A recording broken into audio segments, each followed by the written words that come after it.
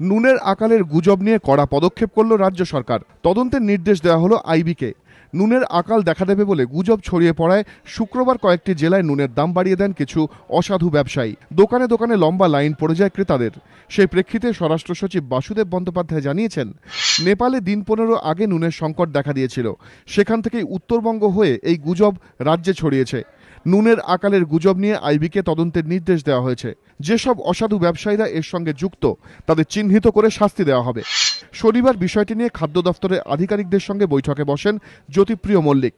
বৈঠকের পর তিনি জানিয়েছেন, রাজ্যে প্রায় 6 লক্ষ বস্তা নুন মজুত আছে, যা 1 বছরের পক্ষে যথেষ্ট। কোনো অসাধু ব্যবসায়ী বেশি দাম চাইলে অভিযোগ জানানোর জন্য কন্ট্রোল রুমও খোলা হয়েছে। কন্ট্রোল রুমের ফোন নাম্বার 1967 এবং 1800-345-505। বৃহস্পতিবার সন্ধ্যাবেলা উৎসস্থল, যেমন ওই আর্তর্কের উৎসস্থল আমরা খুঁজি না যে কোথা থেকে হলো, এটা হলো বিহার থেকে সূত্রপাত হলো, বাংলাদেশে পড়ল।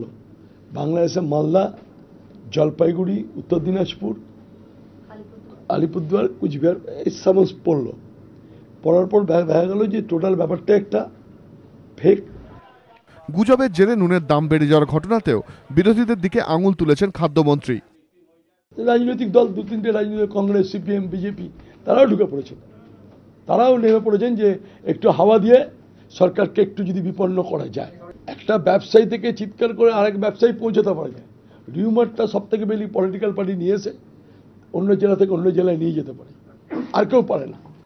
পরিস্থিতি সরজীবনে খতিয়ে দেখতে এদিন খাদ্য দফতরের আধিকারিকদের সঙ্গে নিয়ে চিতপুরে নুনের গুদাম পরিদর্শনেও যান খাদ্যমন্ত্রী। সুমন ঘড়াই, অরিত্রিক ভট্টাচার্য ও রুমা পালের রিপোর্ট, এবিপি আনন্দ, কলকাতা।